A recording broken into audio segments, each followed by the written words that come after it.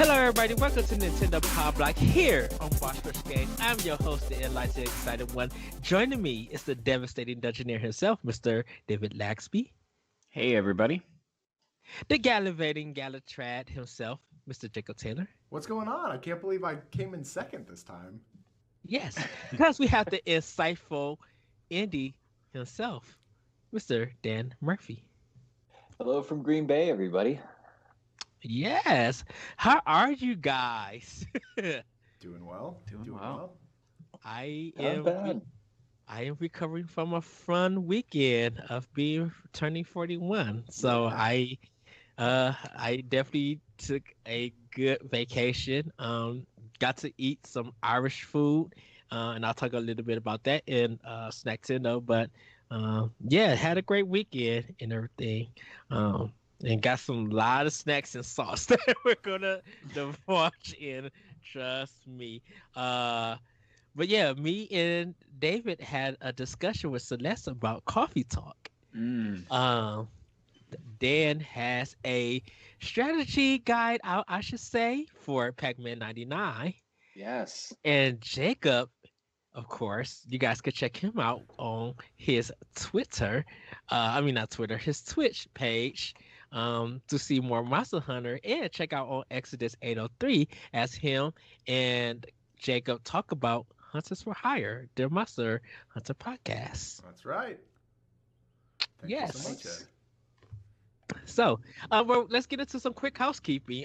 This is episode 241 of the Nintendo Power Block podcast. Each and every week, we come together to talk about games and everything we love about them with our friends.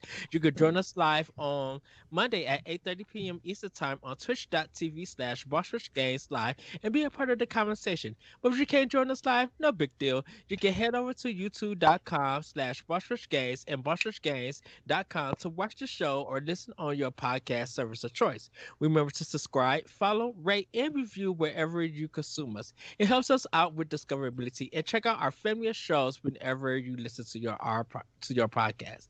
Come join the Boss Rush Network Discord. We have a ton of communities there that talk about games, entertainment, snacks, and more. Anything else, guys?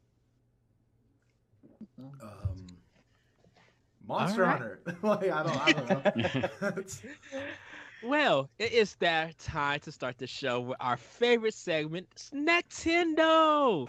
Now, Jacob, I know you don't have a lot, but quickly, what did you snack on anything good this week?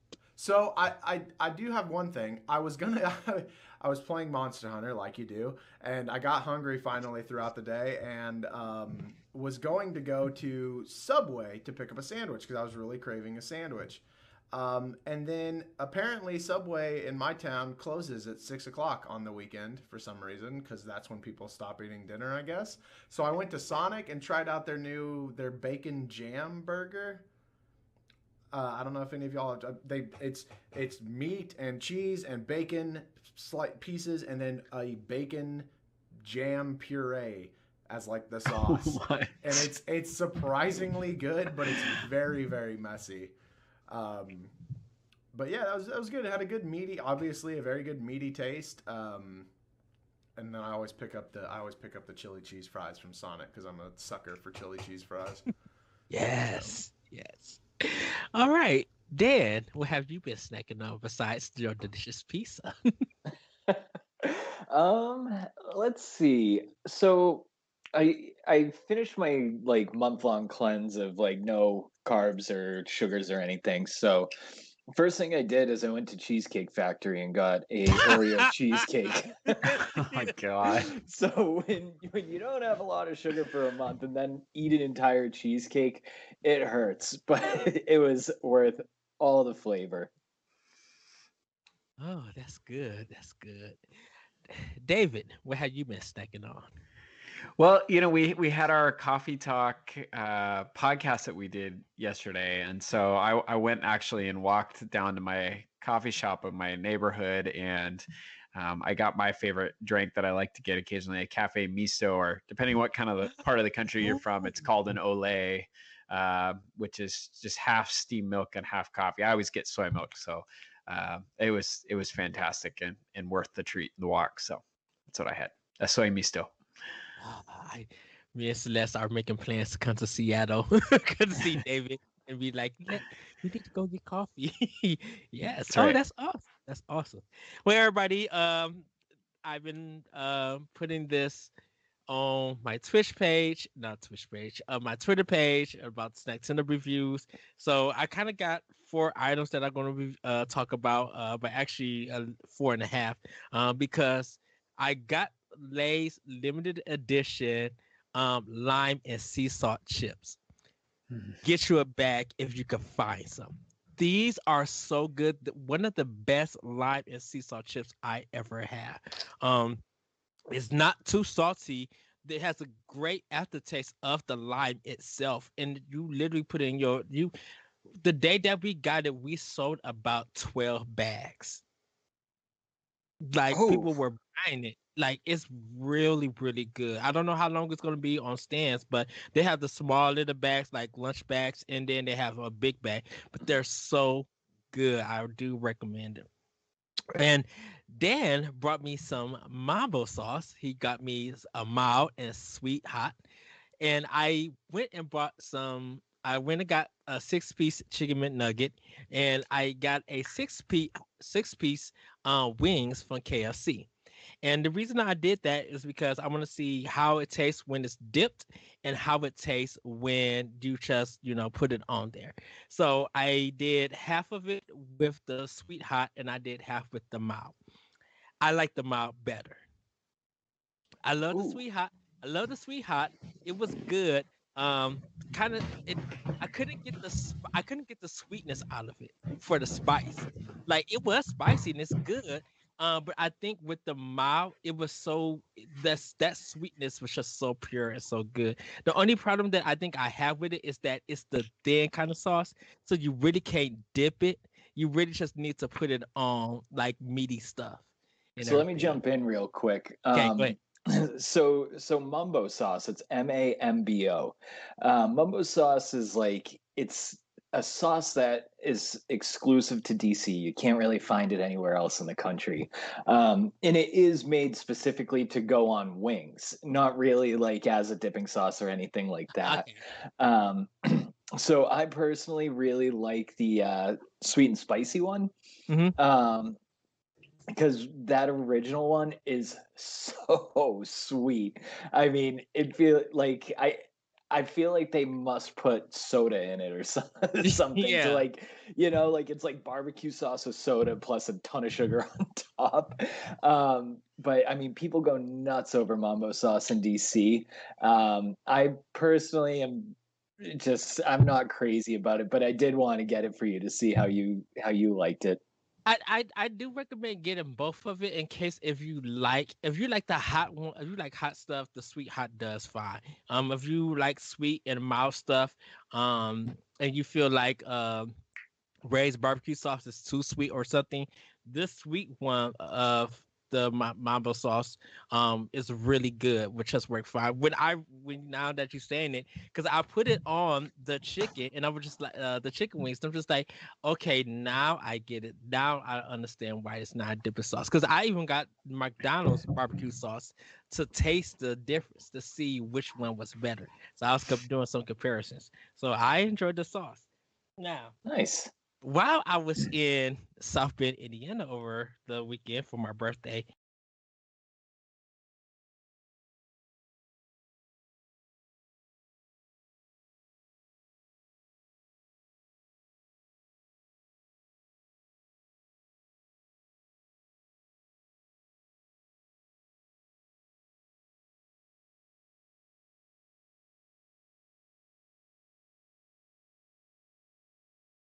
but I did some McDonald's chicken nuggets and dipped it, and it's so good.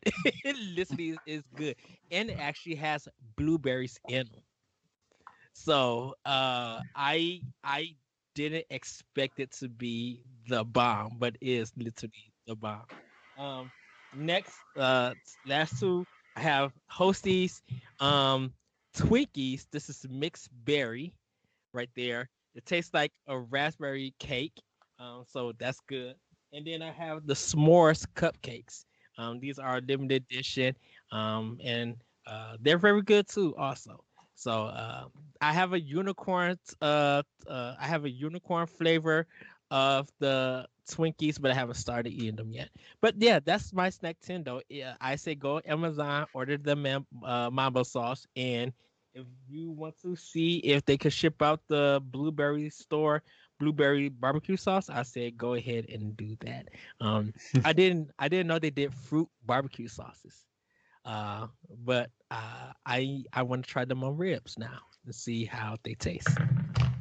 Last but not least, this coming Thursday, I am going to be trying Thai food, so I will be reporting on that. Nice.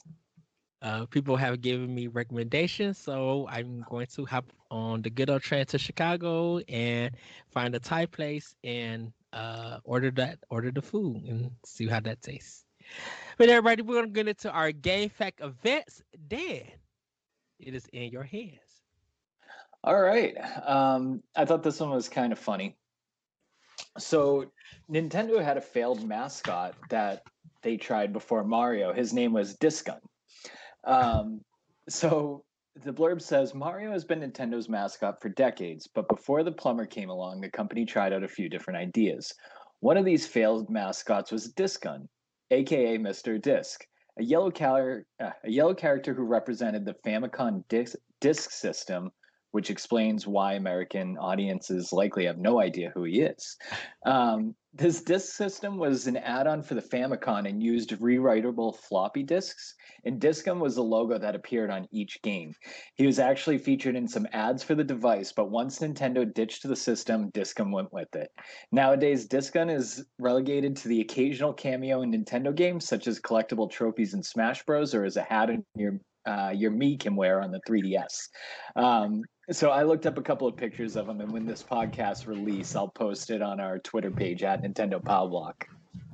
Yeah, Okay. At first I didn't know what you were talking about, and then when you started like actually getting into it, I was like, oh, I know exactly. Like I can picture exactly what it looks like. It looks like a little Famicom disc with eyes. That's really neat. I did not know. That was a fact that I didn't actually know. That's what we're here for, Jacob. Yeah, man. Yes. Yes. All right. Thank you, Dan, for that game fact events. And now it's time for Femi News. David, take it away. All right. Well, we got some big stuff in the news this past week, and I'm excited to chat about it with you all. Do we ever? So we'll start with the announcement that E3 2021 has been given a date, and Nintendo, Xbox, Capcom, and more have all confirmed. So this is from Ryan Craddock over at NintendoLife.com. It says, the Entertainment Software Association has announced its plan for this year's E3 event, revealing that several major publishers are already on board, including Nintendo. A, quote, reimagined, all virtual version of E3 will take place from Saturday, the 12th of June to Tuesday, the 15th of June. The ESA says that developers will be showcasing their latest news and games directly to fans around the world, and that this content, presumably meaning live streams and the like, will be available to everyone for free. As for the publishers that have already signed up, here's the list so far. We have Nintendo, Xbox, Capcom, Konami, Ubisoft, Take-Two Interactive, Warner Bros. Games, Koch Media, and more. Interestingly, though, Sony has said that they will be sitting it out this year, which is noteworthy. So, for consideration, I'd like to know if you have any reactions to this story, to the return of E3, and what are you most excited for? I definitely have a few that I'm excited and hoping for. And then lastly, is Sony sitting out that big of a deal? Is that a mistake for them? So, Jacob, we'll start with you. What are your reactions to this story? I think this is great. I definitely, as many people did, really missed out on E3 in 2020. I think it's no surprise that Nintendo hopped on board on this so quickly because they already did digital events and then they had like a live show with a huge thing. I do think this is going to be interesting. What I'm more looking forward to is how this might change E3 in the future, because these digital events means that, guess what? These companies don't have to spend several $1,000s on booths and people and ushering all of that. You know, the E3, the company that hosts that itself doesn't have to spend money on the convention center and tickets and all these other things. And so I am interested to see how that plays out. I know I'm already going to have to request off on that Monday and Tuesday because I try always to, so I can like sit there and especially with the Switch. What a godsend that is to just sit there with your Switch and watch Nintendo and play Nintendo. And it's great. But yeah, I'm looking forward to it. I think it's going to be good. And I think that they have a lot of exciting news to announce for E3. So Jacob, any predictions or games that you feel like you want to see a preview of for this year? Yeah, so I'm predicting that before E3 we are going to get a Legend of Zelda 35th Anniversary Direct, but they are still not going to tell us anything about Breath of the Wild 2, and then E3 is going to be like a huge focus on Breath of the Wild 2 with a launch later in the year. Yeah, I got to agree with you on that. I am holding out hope that we'll get a Zelda Direct just like we did for Mario. And my guess for that is that we'll probably get the announcement that Wind Waker and Twilight Princess are coming to Switch. And then all the big stuff I think will come out, with Breath of the Wild will come out at E3. What about you, Ed? Is this a mistake for PlayStation? They have State of Play, Nintendo has Directs, Nintendo's still participating. Is PlayStation missing an opportunity here? PlayStation isn't missing out. I think because of the last 2 years when they had their last press conference, they got such bad publicity, and they don't want to get that again. Spend all of this money to like really be overlooking have it. So they're not really missing out. Wait, but hold on, Ed. You're saying that because they got bad publicity last time that they you agree that missing the E3 is going to be a good move for them? Yeah, because the thing about it is that no one had when they said, because Sony said they're not returning to E3. They're just not making any plans to return it. They've seen the success of State of Play. They've seen that they still can control their message with that, and so we turn it to it, and definitely with their business and stuff, they feel like they don't need E3 anymore. They could do their own thing. So what the gamers are not missing out on Sony. People stop asking about Sony. It's become an expectation. Like, you've been gone for 2 whole years, so why should we look forward to you being there? So Ed, what does that say though about Sony and their product then if they can't get E3 right? It just says that Sony, it just, for a lot of people, it just feels like the talk is going to be on Microsoft and Nintendo and everybody else. And Sony is not going to have the talk that they really need. When Sony needs to be talked about, they need to do it at a time when no one else is focused on the other companies with it. So, and plus they don't have anything ready to go and show yet, because PlayStation 5, as good as it is, there's not stuff in stores. Their first party stuff is not really ready to go, because after Ratchet & Clank comes out, what else is dropping? What else is Sony going to talk about and do? And I feel like at E3, they're just not ready to do anything. So that's where you're seeing it be not a good idea for them, because they don't have the content. Jacob, you look like you have a thought on that. Yeah, so this is a common thing in the games industry, and there's a lot of journalists and people talking about this, is that there's a very significant wave that has happened throughout ever since gaming hit the mainstream again with the NES, is that a company becomes successful and then they ride on that success and get a little bit too big for their britches, and then they think they can just do it over and over again. And like, since the success of the PS4, I personally and many others have been saying like, oh well, the next one's going to be pretty rough, because you saw it early on too, where like with Fortnite, Microsoft and Nintendo were playing nice and they were, let's do crossplay, and Sony at first was like, no, we want you only to play on Sony. And this is kind of that same thing, I think, in that they think that their State of Play, they think that they think that they're bigger than they actually are. And right now, we're in a really interesting time frame, because it's so hard to find both of those consoles, the Xbox One X or One, right? It's the One X, Series X, and Series X. S, and the PlayStation 5. Oh. it's so difficult to find both of those that there is no conversation of like who's winning right now, because you just can't. You don't like it's Nintendo, because they have the product to put out there. That's like the main reason. And one more thing before I hand it over to you, Dan. They're closing a lot of their Japanese studios, and they believe Sony has now a belief that their business is going to be in the West. So if Naughty Dog, if Sucker Punch, and all of the Western studios that Sony owns, if they're going to be making most of the games for PlayStation 5, and Nintendo already is dominated in Japan, what presence Sony's gonna have if it's gonna only appeal to American players and not everybody else around the world? So Ed, it's interesting that you brought that up, and that story from this week that you're referring to there is not one we get to today in our news, because it's not directly Nintendo related, but there is a lot of drama happening at Sony right now with their content producers. And I got to ask you, Dan, do you agree with this idea that they've got a little bit of hubris going on here? And is it a mistake for them to be missing E3? Yeah, so I got a lot of thoughts going on. Ed, two wrongs don't make a right. Like Sony has to be in this. Like, this is a new format where we're doing everything online. Like, what is the, I understand not going to the show itself and kind of saving your expenses that way, but when it's all online, what are you saving here? Like, you're coming off as the company that's too arrogant to show up to something where we're all trying to celebrate gaming. And I can't wrap my mind around why this is beneficial to them. You know what I mean? Yeah, they can put out a state of play, but put out the state of play with E3.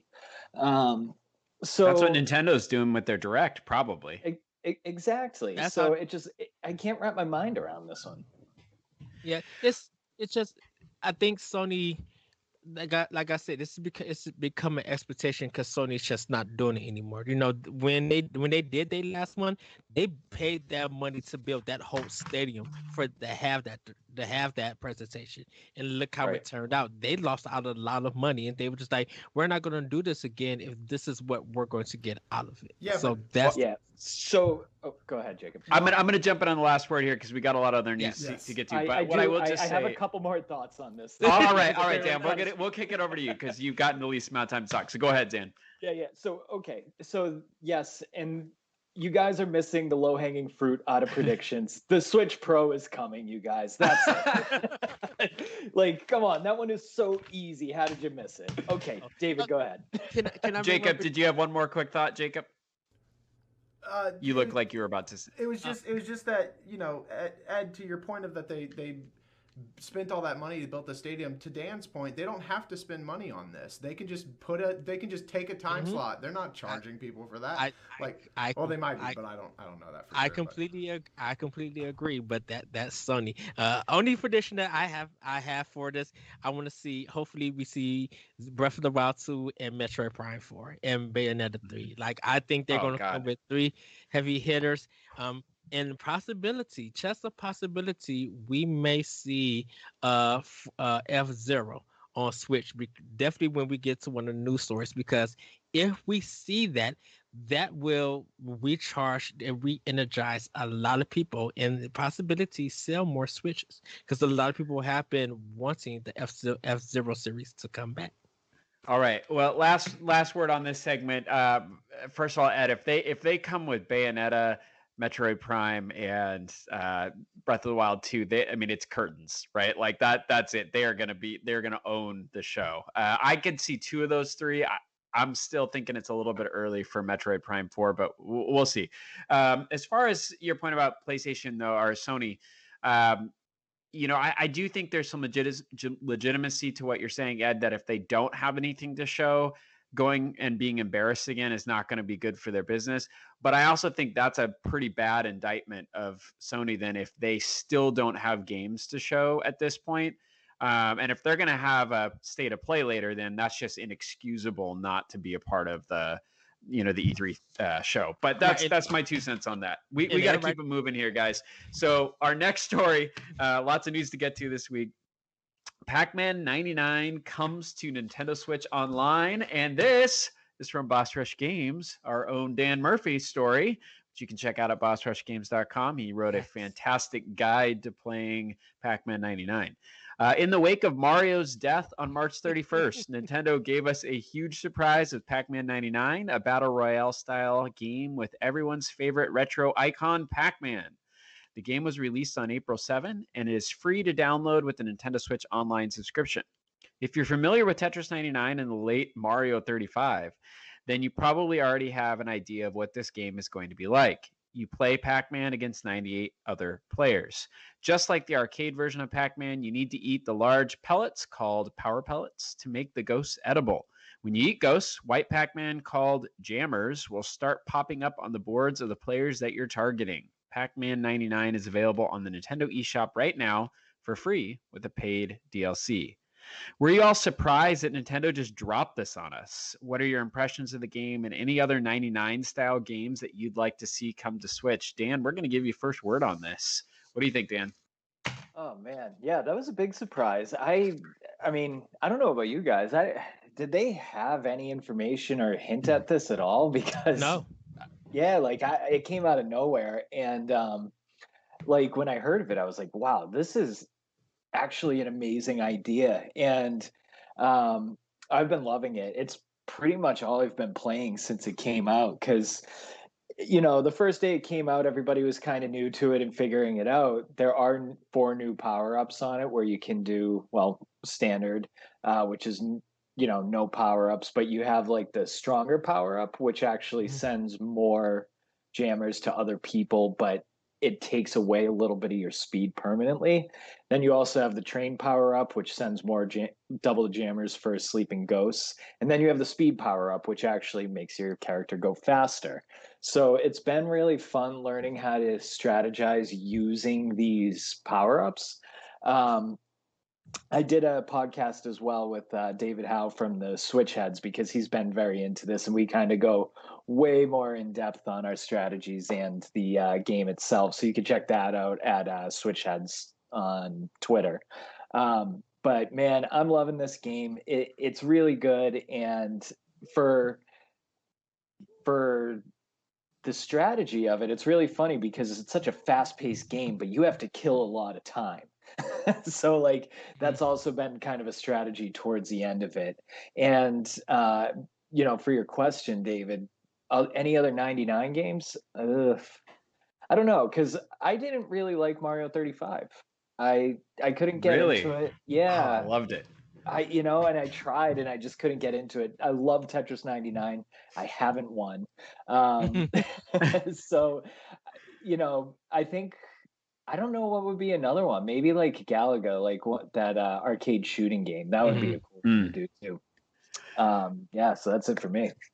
Well, I'm actually going to jump in on this one. I was surprised, but not too surprised, just because Nintendo likes to drop big surprises on us. And I think that's one of the things about being a Nintendo fan that's so much fun, is you really just never know what they're going to do because they're so tight-lipped about stuff. I would absolutely go bonkers if they dropped a 4 Swords style Zelda 99 for the 35th anniversary. That would be so fun. Can I say that? Go for it. I say I think when Jacob was talking about for that direct, that would be in it. That's going to be the one that they show. Well, I think it'd be great because you could change up all the formations that the 4 links get in to have different attack strategies, and then as you kill enemies, they just send them to other screens. You could get the force gems to have power ups. I mean, I think it's really the style of game that would work well for something like that, and I think it would be just a ton of fun as a limited run thing.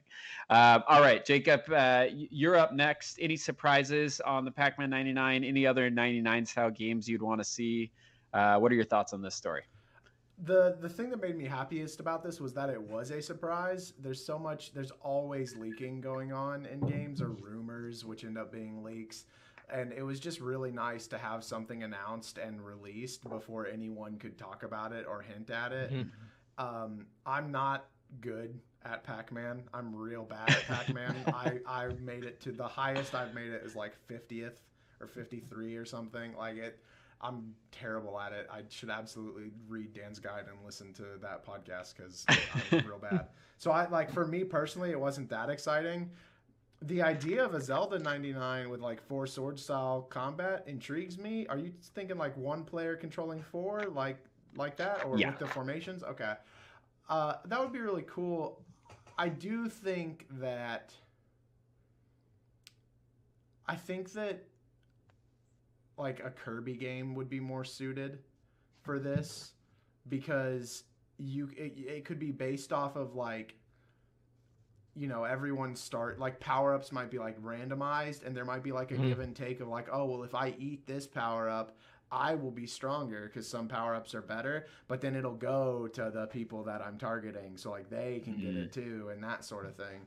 I think that would be kind of cool, but overall the coolest thing about this is just that we got a surprise, that it wasn't something that we knew about at all. Like I can't even imagine like the deepest parts of the internet were like, yo, Pac Man 99's a thing. Yeah. Like Japan nobody even saw this coming. Japan didn't even know about it. Yeah. Like I honestly wouldn't be surprised if Nintendo of America work employees woke up and they were like, "Well, wait, what?" Like, and they had to like scramble to make it the announcement on their side. Like it was nuts.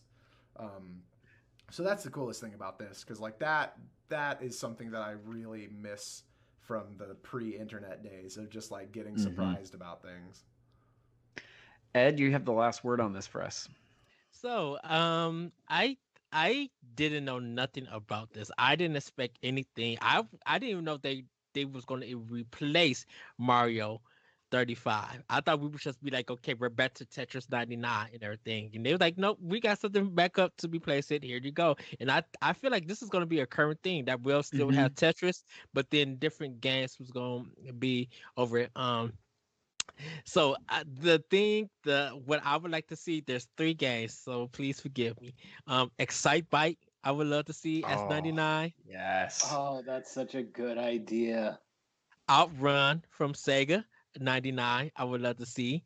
And last but not least, R-Type, I would love to see S99. You only get 1 life, and if you lose, all your power-ups go to separate people. So you have a chance to, someone dies, you might get their power up, and maybe it's a good thing, maybe it's a bad thing. I could see those 3 being 99.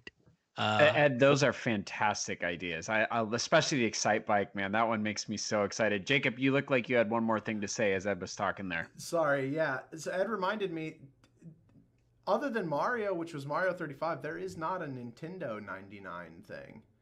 It's all third parties. It's Tetris and Pac Man, which makes me like the idea of the R-Type 99 gets really cool. Or then like maybe Contra 99, where it's just like, like that could be insane. But that also is very interesting. I didn't realize that. Like it never crossed my mind that they haven't put their IPs into this 99 idea. Because you remember those mini games with the NES Classic, not NES Classics, the NES thing that came to 3DS and Wii, NES Remix. where NES Remix, Nintendo has a chance to bring that out as a collection and make a part 3 for it. So they probably would be like, you know what, we could do this and sell and make a profit instead of doing a 99. Well, I think Ninja Gaiden 99 would be the hardest game of all time. I That would be just deal evil. with that ego at all. Oh no.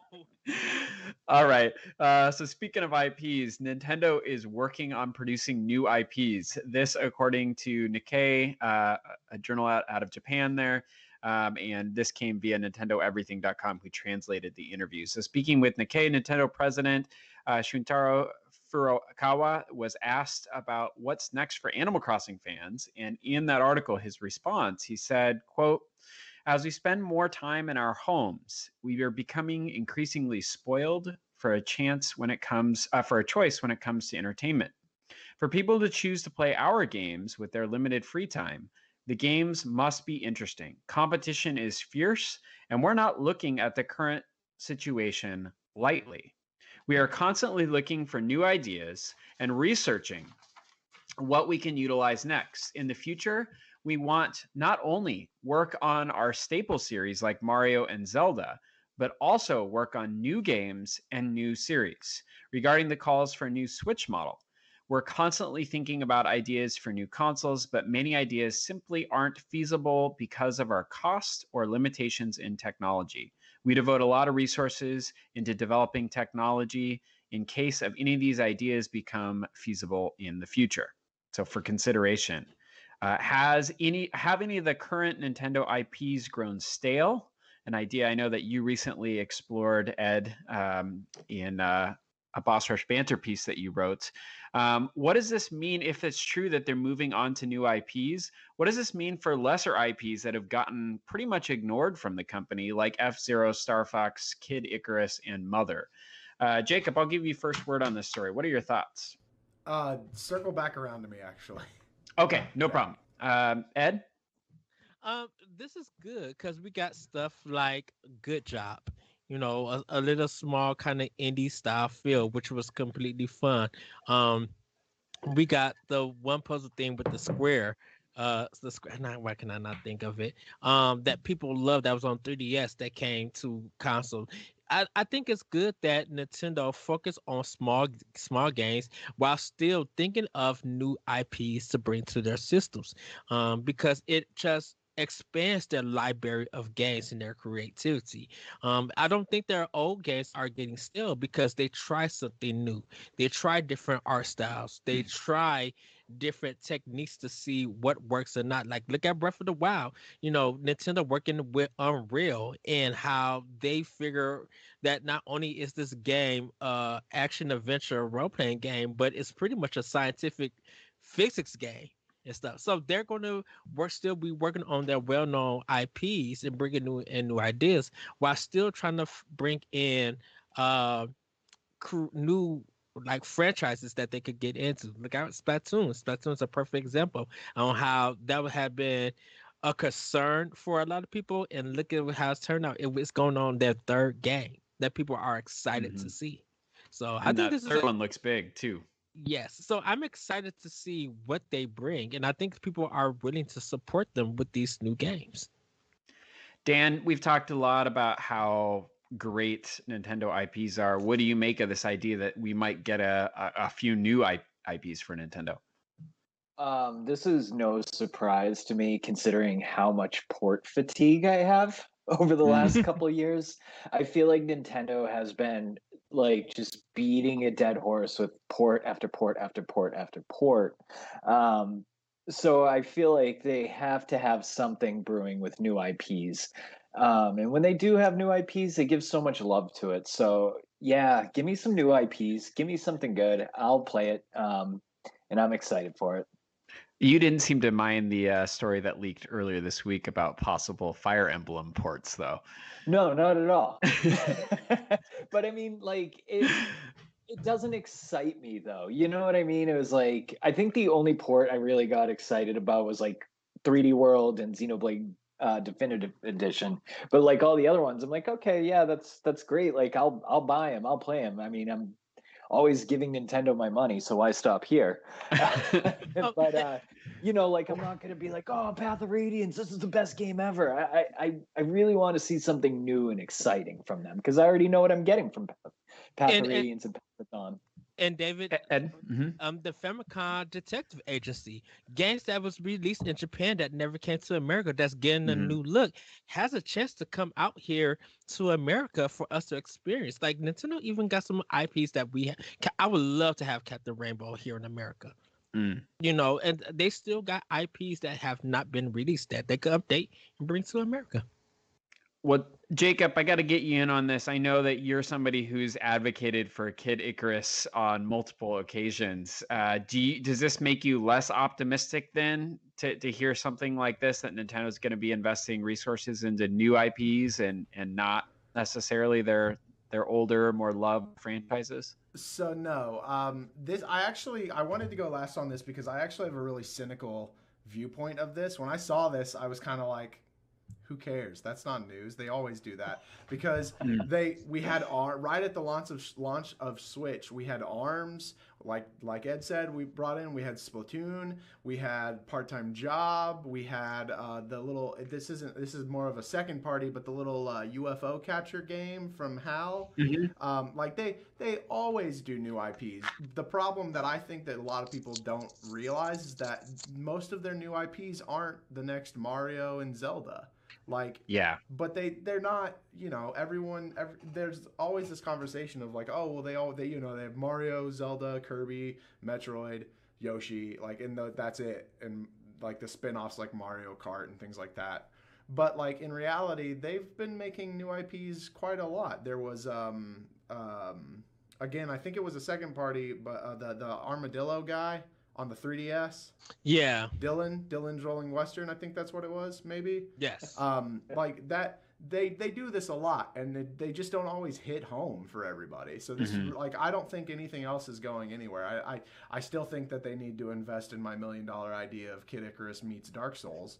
But yeah, like I was just kind of like, this isn't news. Why would anyone write about this? Why would anyone ask this of him? Like who? Yeah, that's almost like asking a similar question in this of, are y'all working on a new console? Duh. Like, yeah, obviously. Well, let me play devil's advocate here for a minute, because I think, and I largely agree with what you're saying, Jacob. I think there's two reasons that people are maybe reading into this and thinking new IP along the lines of Mario or Zelda, like you're just saying. It's one, he went into this unprompted when asked about what was next for Animal Crossing fans, right? So Animal Crossing is, I mean, it's not new, but it's new to being the big IP for Nintendo, right? And on top of that, in that same sentence, and this could just be a victim of the translation here, but he says, we want to work on our staple series like Mario and Zelda, but also on new series. So it seems to put, on par whatever these new series are with Mario and Zelda. But whether that's just a product of the language translation and maybe like you're saying, it's just lesser IPs. So even like within that, I kind of find it interesting that like even while you were reading it, you skipped over it. It's new games and new series. New games could mean older IPs. We don't know what it means. Like they're just working on stuff, man. Like it. Yeah. I feel like I'm coming off like I'm attacking the three of y'all specifically for y'all's opinions or anyone. But it's just what like, new IPs have we seen on the Switch though? You know what I mean? Like Clubhouse games worldwide. That's not even a new IP. That was on the DS. Those games were on the DS a lot. I didn't even know that. We haven't really seen anything new. Well, that's what I'm saying. Is like we had ARMS, we had Astral Chain, we had ARMS and Astral the UFO game, we had Part-Time Job, we had the Stretchers game. Good Job, yeah.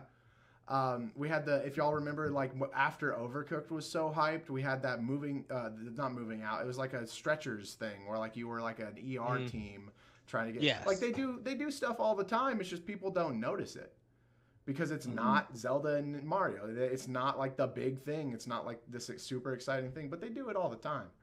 Well, I think the thing about it is that Nintendo right now in the industry is the only ones that are doing new IPs, are willing to take chances and do something different from a major company. Everybody else, if we're looking for new IPs, it's mostly an indie game.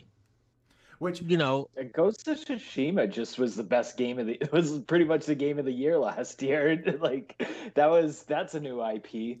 Yeah, and it took a while for Sucker Punch because we didn't know what Sucker Punch was doing after the infamous Second Son and their DLC. All right, well, we got to go on to our final story here. So this is from John Frasia out of NintendoEnthusiast.com. Switch hardware shortage is possible later this year, says Furukawa.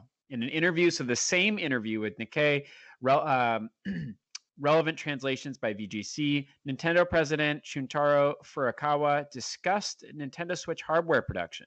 He explained that while manufacturing is currently fit to meet demand, another Switch hardware shortage could occur later in the year if current intense demand continues. Quote, we have been able to secure the necessary materials for the immediate production of semiconductors for the Switches, said Furukawa. However, in Japan and other countries, demand has been very strong since the beginning of the year. and there is a possibility of shortages at some retailers in the future. He added that it was difficult to state how Nintendo would handle such a Switch shortage and satisfy orders that have been placed. So, Dan, I'd like to start with you, but for the whole panel, what are your reactions to this news? Is this an indication of just how successful Nintendo has been at selling the Switch, or is it actually a cause for concern? And how might this affect the rumored Switch Pro? I mean, could it be directly a product of the Switch Pro coming out? You know, where they're focusing all their efforts into putting out this new product, seeing how, you know, the Sony and Microsoft systems have been having a really hard time to sell. So, I mean, I don't really know what's going on in the world with like graphics cards and these chips that are having a hard time manufactured. So I'm going to defer to Jacob on that stuff. But that's pretty much all I got for this story. All right, Jacob, your name's been invoked there. What are your reactions to this story? Yeah, so I actually feel like a little bit of an insider on this because I'm a process engineer and technician for a contract manufacturer, and our own company, which has nothing to do with gaming, have a lot of weird back orders and delays on parts and just things like that. So I've actually kind of seen this coming for a while, and it's going to end up coming for everything. You'll continue to see a shortage of the PS5 and the Xbox Series X, and it doesn't surprise me that Nintendo's getting there as well, because like things that are normally readily available in the hundreds of thousands are becoming very hard to find. And I'm not sure if it's due to COVID or due to something happening in the world, but I don't think that this has anything to do with Nintendo's success or failure or with their planning. I think it literally is just down to the people that the companies that manufacture these parts that are required on these circuit boards that are in the Switch, that are in the dock, things like that, that it's just becoming harder for them to keep up with demand. It's becoming harder for them to keep up with supplying out these parts. And so it's just kind of the natural ebb and flow of it. So based on that answer, then, Jacob, let me reframe this for you, Ed. You know, you've been somebody who's been pretty critical of Sony and Microsoft to a lesser extent for a lack of availability with their hardware and software. Nintendo's largely steered clear of having these kinds of supply issues in spite of selling the most consoles by a mile. What are your reactions to this idea that there could now be a shortage, and what do you see being behind that? Is that potentially signaling an end to Nintendo's dominance in sales if they have some of these same kinds of issues? What are your thoughts on this story? Well, I don't think it's going to hinder their dominance in sales.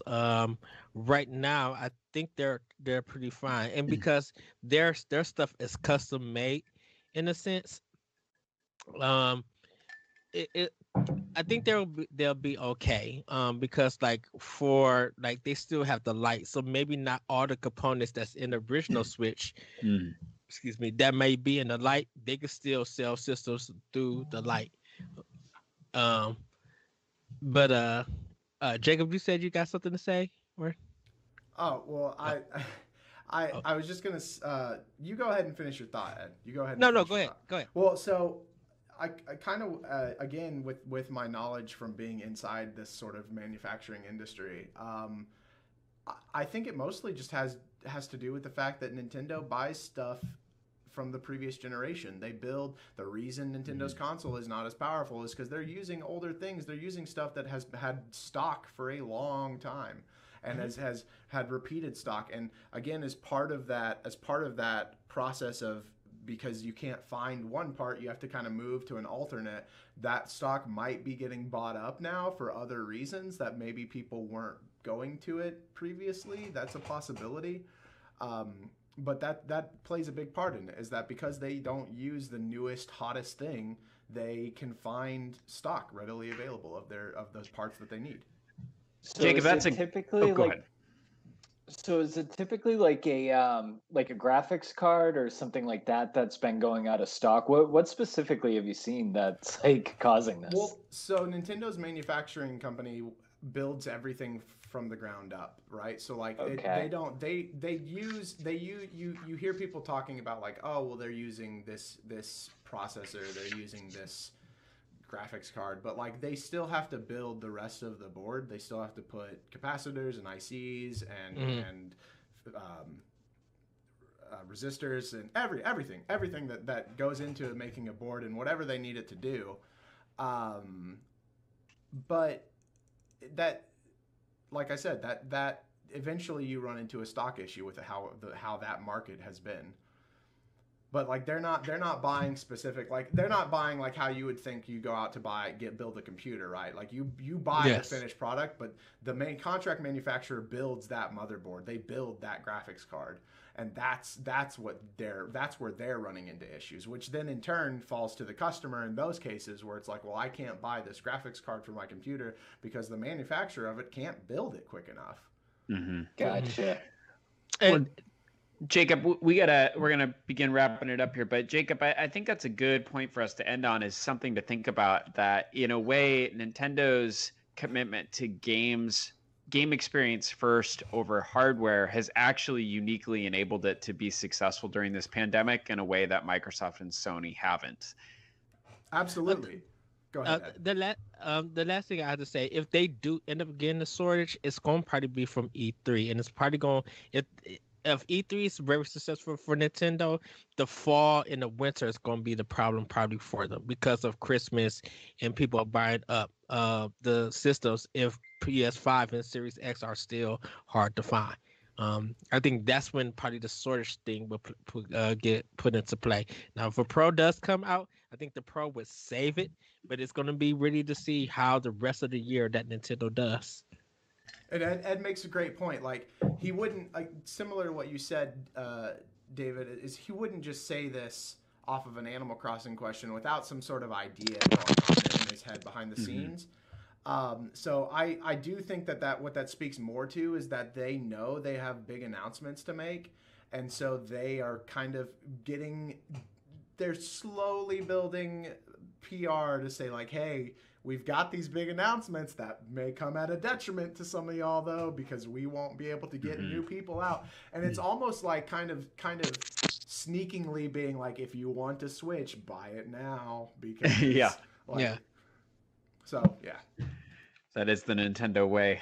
Well, thank you, panel, for a great discussion. That is the end of our family news segment. So Ed, I'm going to go ahead and hand it back over to you. Take it away, Ed.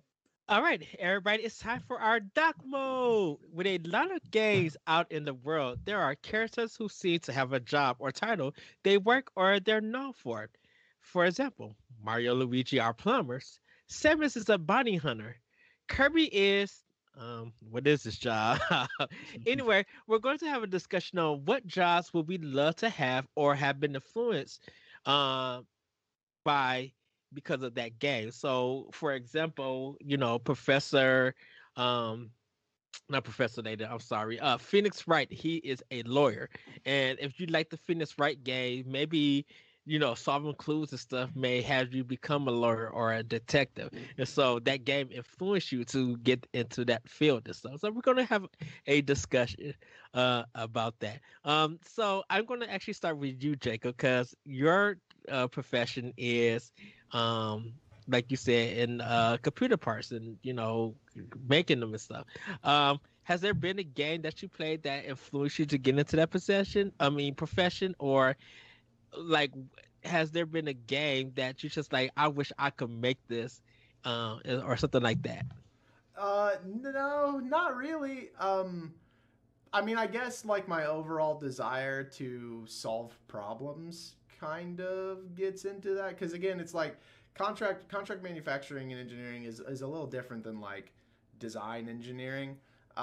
So it's my idea is more of my job is more of like solving problems that come with the inevitable issue of building these things and streamlining that process. And I will say that like, while I don't play them much anymore, although that's not true. So my common thread in video games is that I try to find the most efficient path to get to my goal.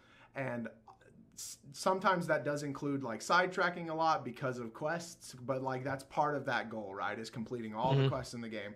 And I don't like wasting a whole lot of time um, in games like that, especially in single player games. I'm like, Breath of the Wild is often touted as like, oh, sometimes I'll just log into that game and run around, and I'm like, no, I don't. I love that game so much. I'm happy to spend my time in that world if I have something to do. If I don't have anything to do, count me out. I'm moving on to the next thing.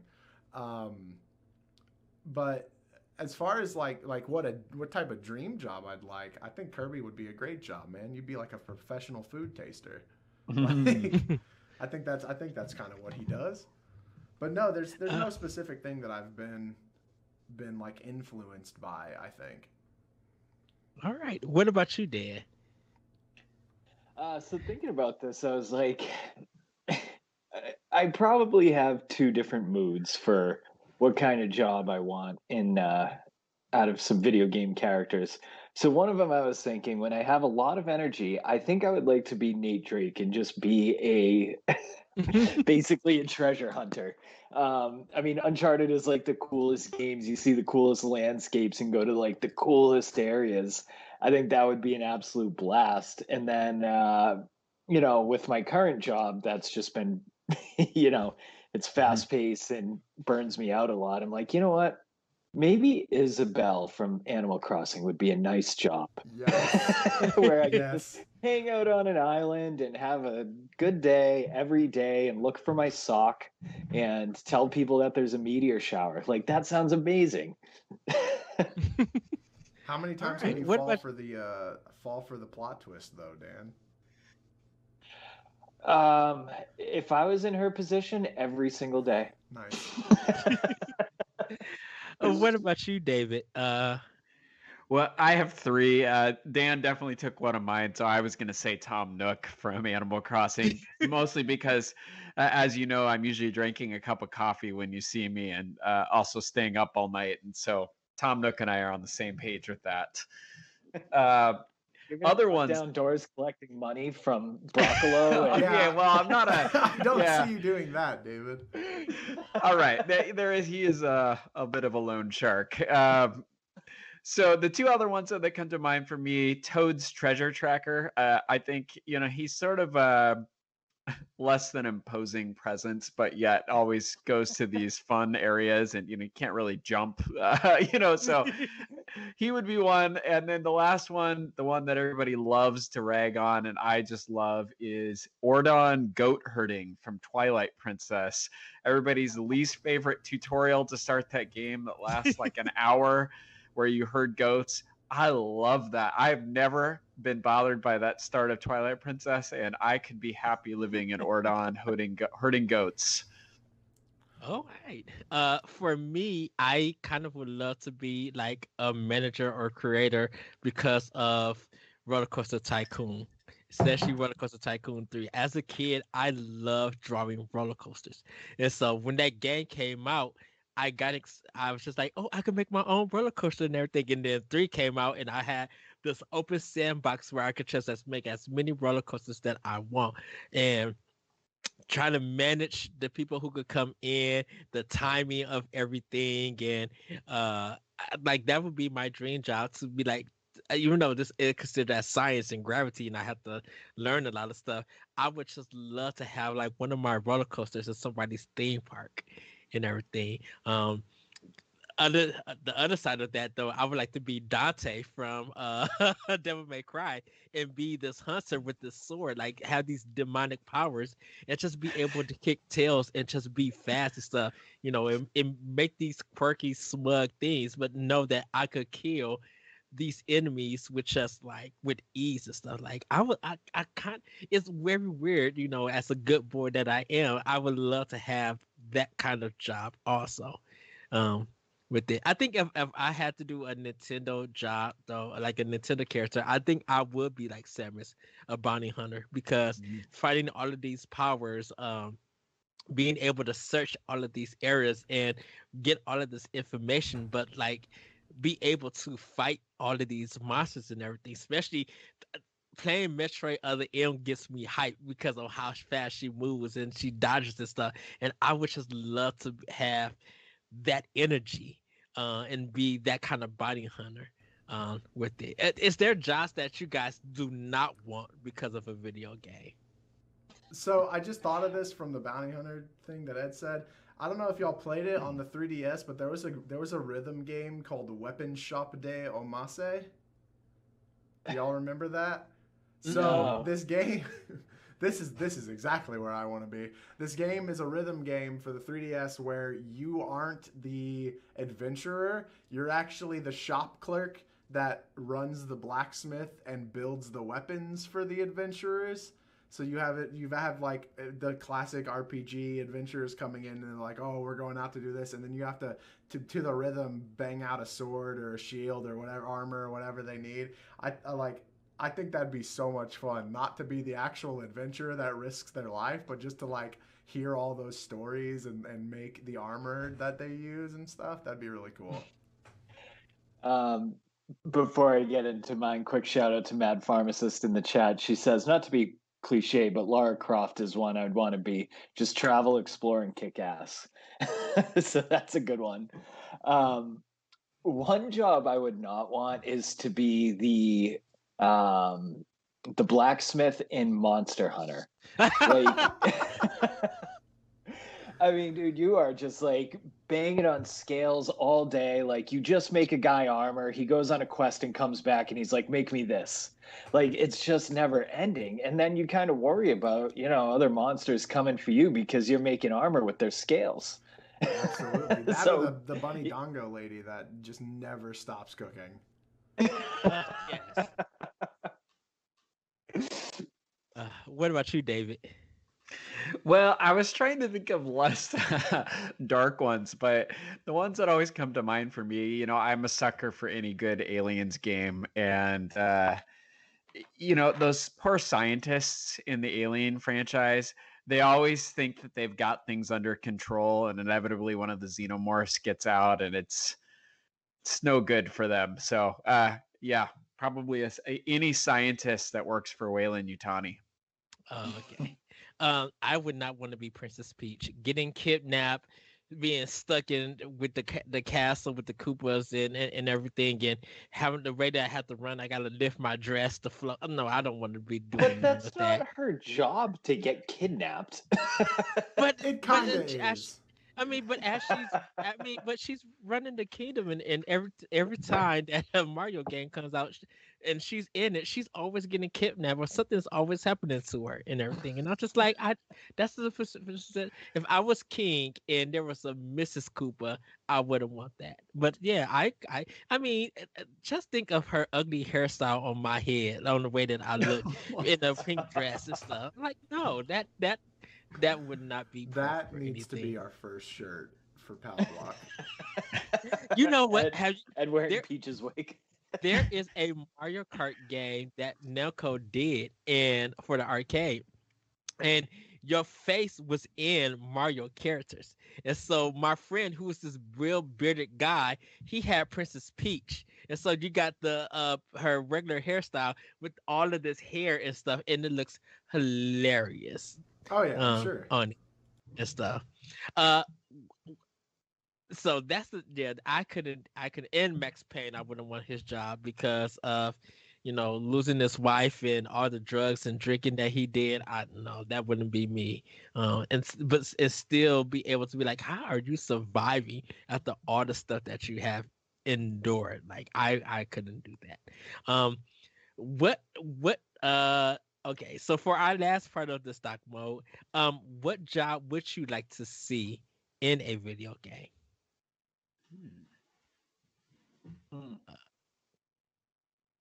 So I'm going to start with you, David. Oh man, put me on the spot with that one. I feel like all the exciting jobs are already in games. But I do think, Nintendo is they're really great with their indie games and whatnot that have everyday jobs that are somehow still fun, like being a yoga instructor or cooking mama and cooking. So I guess it would have to be something that would be in maybe like a delivery truck driver or something, and you have to get around the city and deliver packages in a certain amount of time, and wonky stuff happens in your day. Maybe something like that. What about you, Jacob? I'm trying to think of something that like hasn't been in a game already, and I can't think because like my immediate thought was like I'd like to see them make a game based off of a janitor, but they did. It's called Serial Cleaner, and then there's like I Roomba. I think is it like you literally play as a Roomba? Like,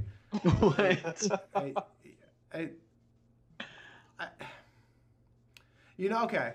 You know what might be kind of cool? They just put out a game that kind of is a play on this, called Kill It With Fire, where you have to kill spiders. I think it'd be kind of cool to have like an RPG style game where you are an exterminator, and like you have to like actually crawl under the house, and like, and they could even give it like make it get all crazy and be like, oh, now today I'm exterminating the aliens ship, like. But like I think that might be kind of interesting to see turned into a game. All right. What about you, Dan? This is a tough question. I was thinking of like even something as simple as like a pizza guy. And I was like, oh, maybe you could go through like obstacles and stuff like that trying to get your pizza. But then we're just playing Paperboy. Yeah. So like I really just can't come up with anything.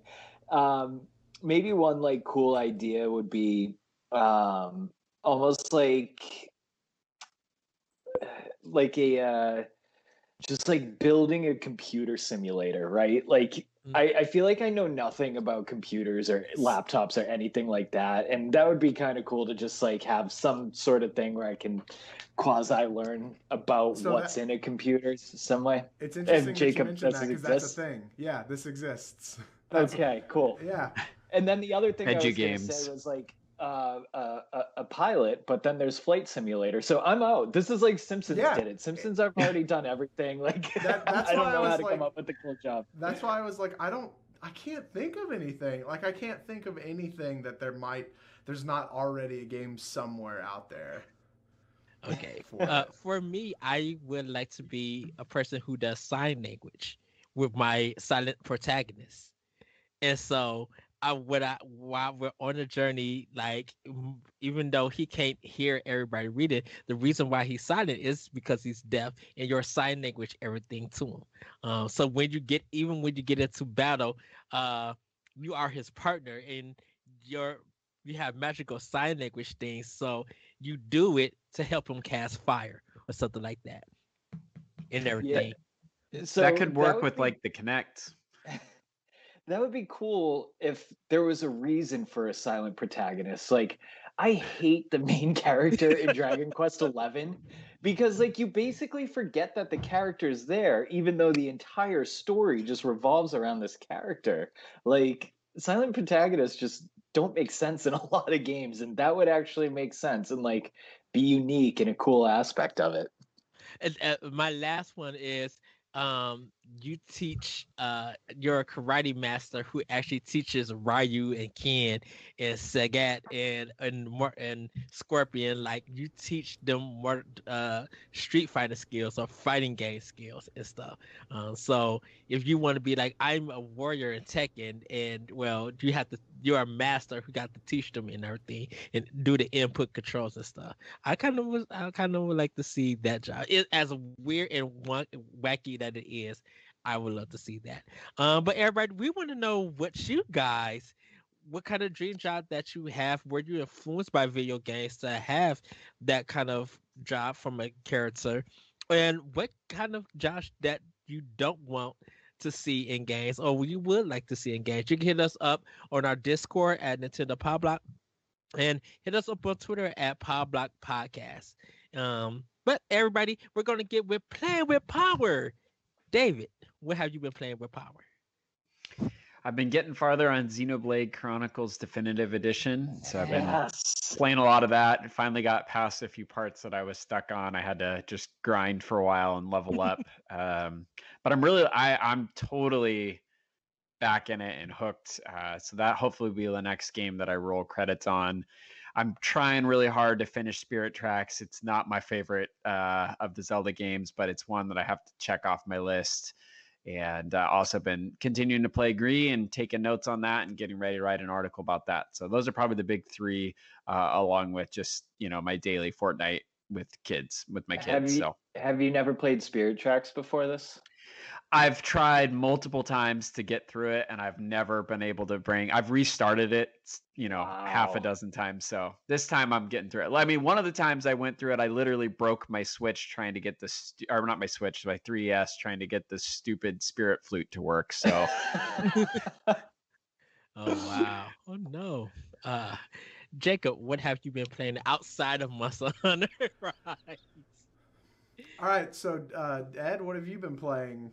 I'm almost to 180 hours in Monster Hunter, guys. Oh my goodness! I don't know.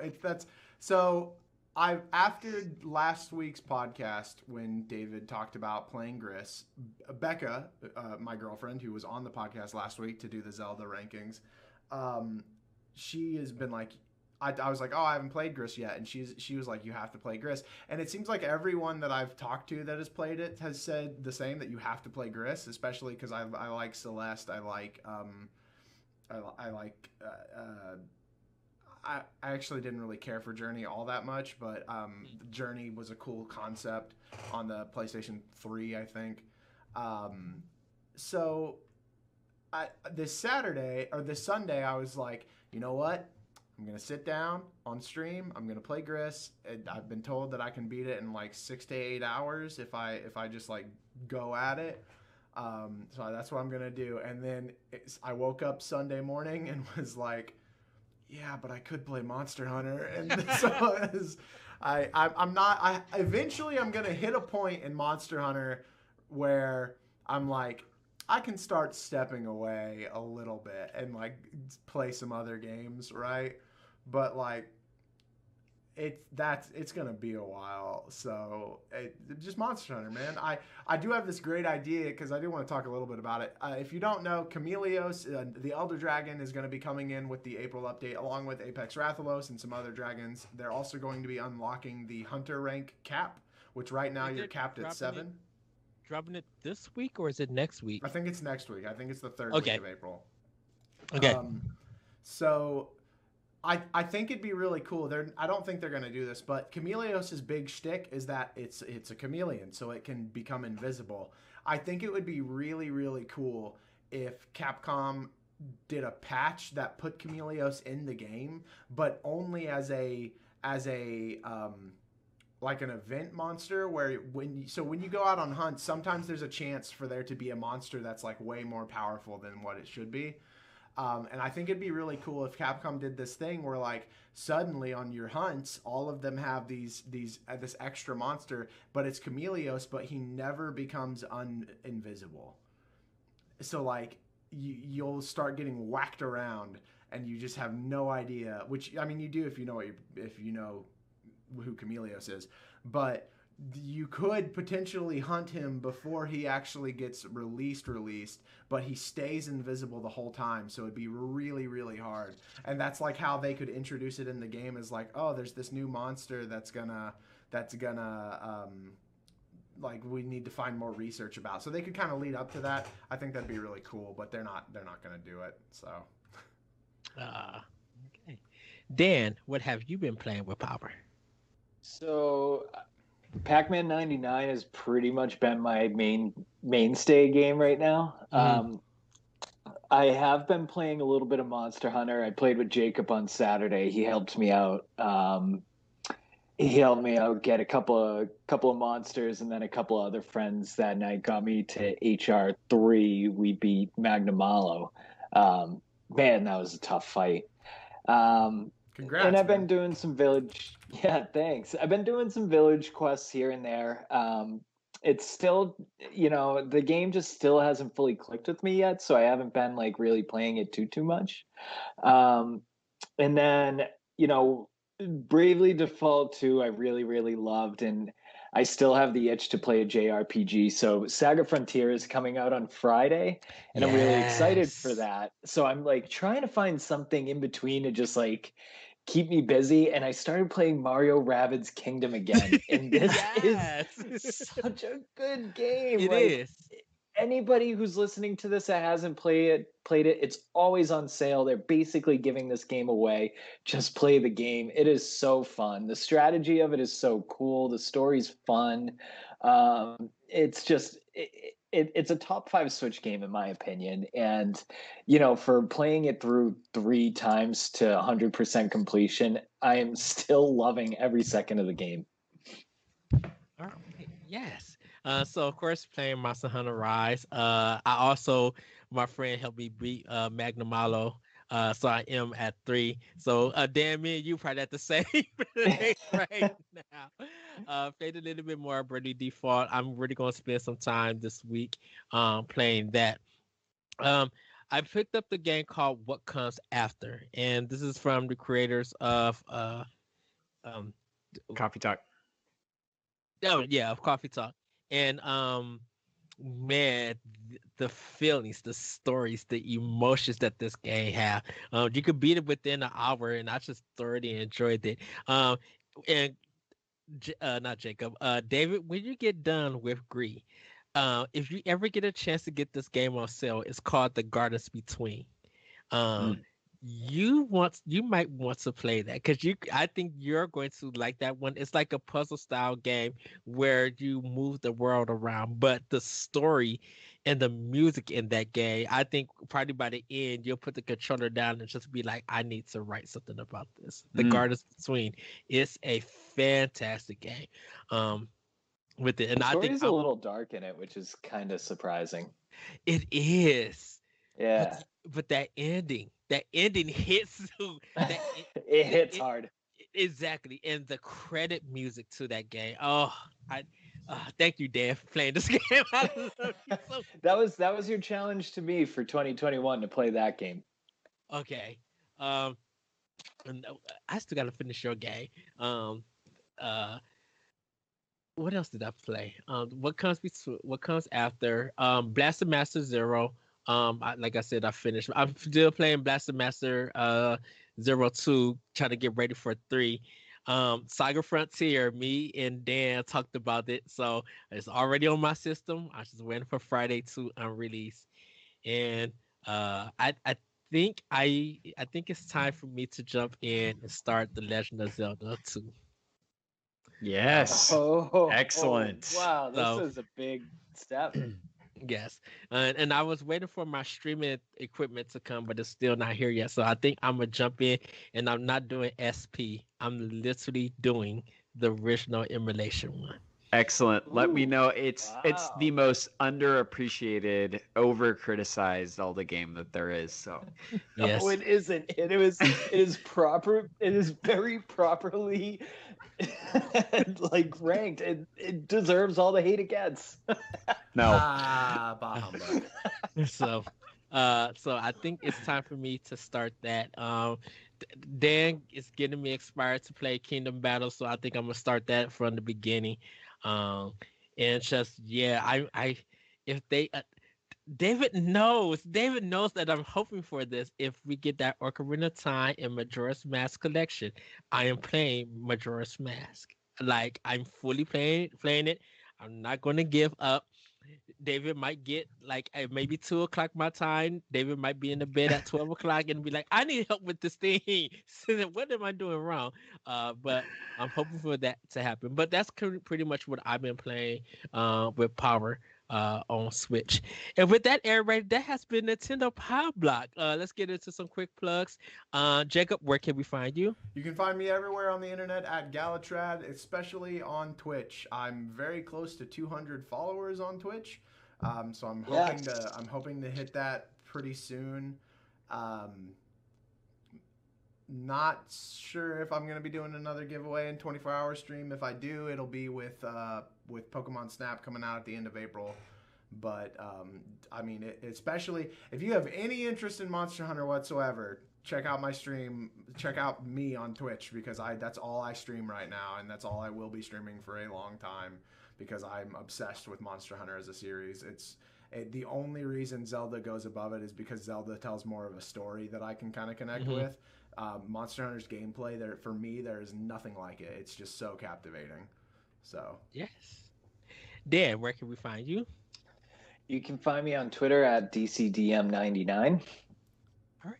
David, where can we find you? You can find me at David Lasby on Twitter. And then also just a quick plug, we are still continuing to bring people aboard for our writing team at bossrushgames.com. So we've had lots of exciting developments there. And if you've been checking out our weekend content, we've added a bunch of new features from Boss Rush Entertainment. And we are still looking for more writers. So if you are interested, please contact us by sending us an email at opportunities@brg@gmail.com. That's opportunities@brg@gmail.com. Yes. You guys can find me on Twitter at that Butcher Code. Check out Optional Opinion on SoundCloud, World One Podcast on Podbean. You can check out Talk the Walk, Arsenal X, Crossroads, Tower Casual, and more at bossrushgames.com and on our YouTube page at Bossrush Games. You can follow us on Twitter at Pow Block Podcast. Join us up on, like I said, on our Discord. And if you want to email the show, you can do it at Nintendo Pow Block at gmail.com. We would love to hear from you guys. What you guys are playing, what you snacking on, your thoughts about the news stories, and what you're playing with Power, and even some stuff for Doc Mode. We would like to hear what you guys got to say. With that, everybody, have a great week. Have a great weekend. Enjoy some games. As always, let's be better to one another. Let's be more. And also, we want you guys to be you. With that, we will see you next time on Nintendo Pow Block. Bye, everybody. Woohoo!